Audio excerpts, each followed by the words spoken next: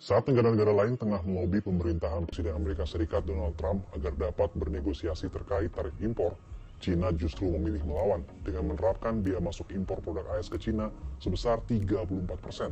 Tak tinggal diam, Trump pun mengancam akan menambah tarif impor kepada China sebesar 50%. Seperti apa perkembangan terkini soal kontroversi kebijakan tarif impor yang dilakukan Presiden AS Donald Trump? Trump mengumumkan dirinya mengenakan tambahan biaya masuk impor atau BMI sebesar 50% lagi pada China. Hal itu akan diterapkan jika sampai Selasa 8 April 2025 ini, China tidak membatalkan BMI 34% untuk seluruh produk dari AS. Bahkan Trump juga mengancam akan membatalkan semua rencana perundingan dagang dengan China.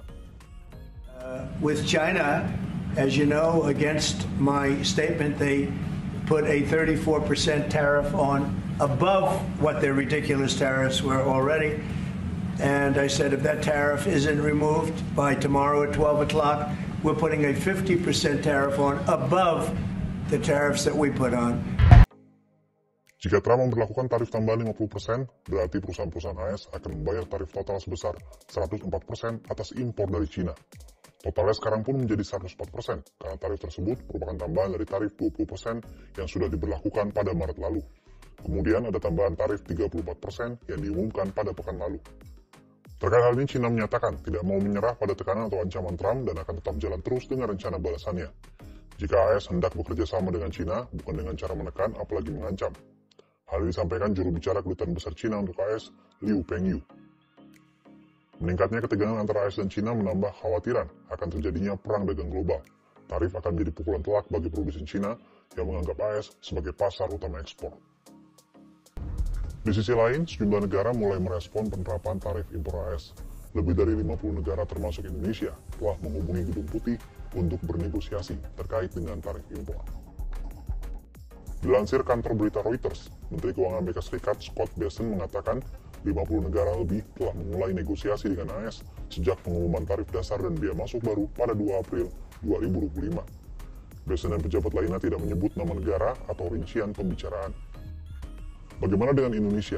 Presiden Prabowo secara khusus telah mengutus Menko Perekonomian Airlangga Hartarto, Menteri Keuangan Sri Mulyani, dan Menteri Luar Negeri Sugiono untuk melakukan negosiasi dengan Amerika Serikat. Selain itu, dalam negeri Indonesia juga berupaya mengerek volume impor sejumlah bahan baku dari Amerika Serikat sebagai alat negosiasi. Dengan langkah itu, Gedung Putih diharapkan mau mengurangi besaran tarif impor resiprokal 32% yang dikenakan terhadap Indonesia. Selain meningkatkan impor bahan baku dari AS, kebijakan tingkat komponen dalam negeri atau TKDN juga akan dikaji kembali untuk beberapa komoditas yang diimpor dari AS.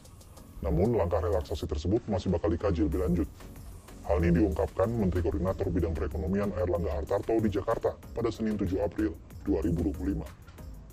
Dan dengan beberapa negara ASEAN, Menteri Perdagangan atau Commerce, saya juga berkomunikasi selain dengan Malaysia juga dengan DPM Singapura, dengan Kamboja dan yang lain untuk mengkalibrasi sikap bersama ASEAN.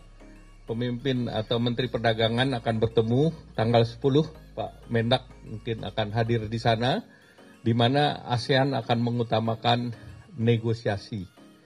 Jadi ASEAN tidak mengambil langkah retaliasi, tetapi Indonesia dan Malaysia akan mendorong yang namanya Trade Investment TIFA. Ketidakpastian seputar tarif ini pun telah menyebabkan pasar saham global bergejolak, tak terkecuali Indonesia. Pada perdagangan Selasa 8 April, indeks harga saham gabungan atau IHSG jeblok 9% di pembukaan perdagangan sesi pertama.